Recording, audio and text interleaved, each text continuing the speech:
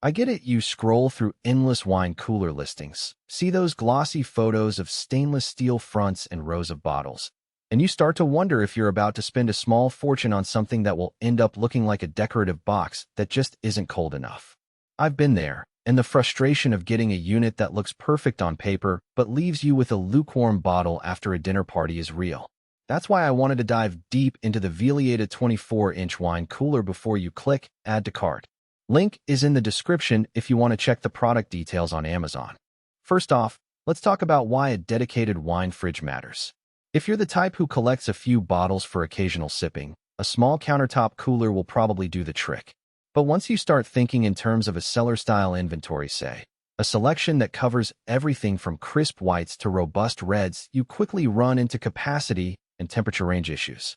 The Velieta promises 179 bottles, a temperature range from 40°F to 65°F, and a whisper-quiet compressor.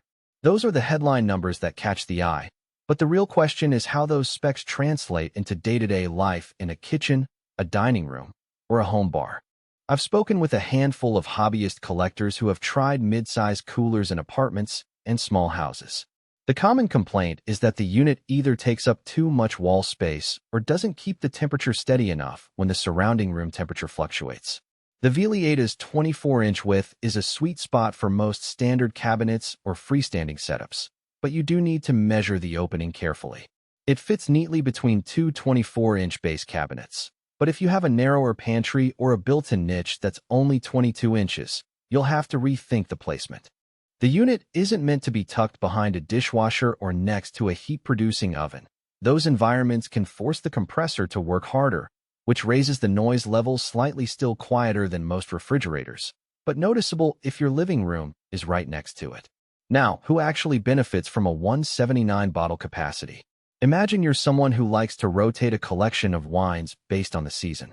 In the summer, you might keep a few chilled Ross and Sauvignon Blancs at 50°F, while in winter you switch to a cellar-style 55°F for Pinot Noir and Cabernet.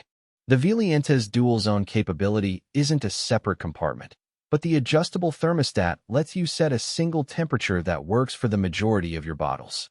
For most casual collectors, that's enough.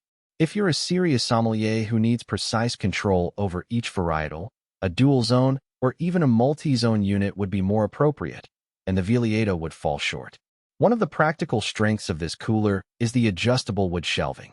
The shelves slide out and can be set at 3 different heights, which means you can accommodate larger format bottles, think magnums, or even a few champagne flutes without cramming them onto a single shelf.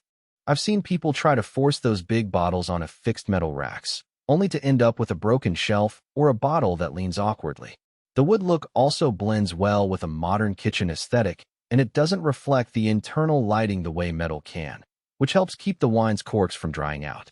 Speaking of lighting, the Velieta uses LED illumination designed to be wine protective. In practice, that means the lights are low intensity and emit a warm amber hue rather than a harsh white. When you open the door, you can see the labels without the glow washing out the colors. That's a small but appreciated detail if you like to show off a collection during a gathering. Some cheaper units use bright white LEDs that can degrade delicate wines over time, so this is a genuine value add. Energy efficiency is another area where the Velieta seems to hold its own. The compressor runs on a sealed system design that, according to the manufacturer, consumes less power than a typical mini fridge.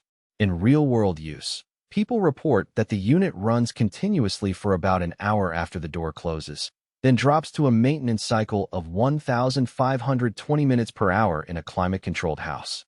If you live in a hot, humid area, you'll notice the compressor kicking in a bit more often, which can raise the noise floor to a low hum, still not disruptive, but you'll want to place it away from bedroom walls if you're a light sleeper. Now, let's address the drawbacks. The first is price. This isn't a budget unit. It sits in the higher end of the market for a 24-inch cooler. If you're only planning to store a couple of dozen bottles, the cost per bottle is steep. The second is the lack of a built-in humidity control system. While the cooler's sealed door and interior lighting help preserve cork moisture, there's no active humidifier. In dry climates, the corks can still dry out after a year or two, especially if